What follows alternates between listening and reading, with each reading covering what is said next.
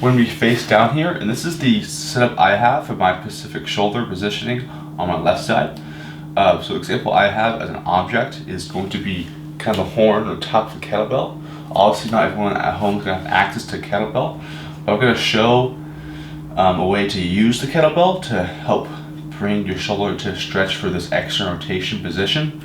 But you can literally use any object at home you have. You can stack books to have your wrist lay onto.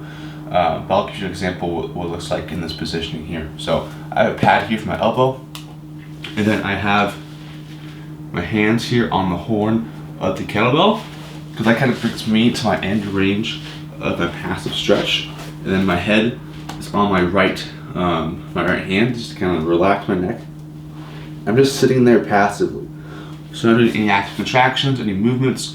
We're just holding a passive stretch first before we get into the next strengthening stuff for the shoulder. So let's again find a positioning. Either you have a kettlebell, you have textbooks, any kind of object you can raise your hand onto.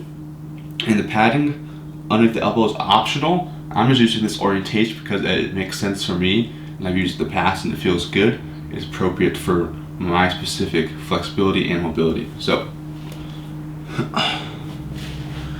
now the key thing here is have the elbow right at shoulder height or slightly below for this. I don't want you raising it above and shrugging there. I want right in line with the shoulder.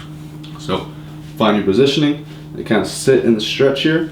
I'm going to sit in here for about 45 seconds to a minute. Those nice deep breaths, trying to relax.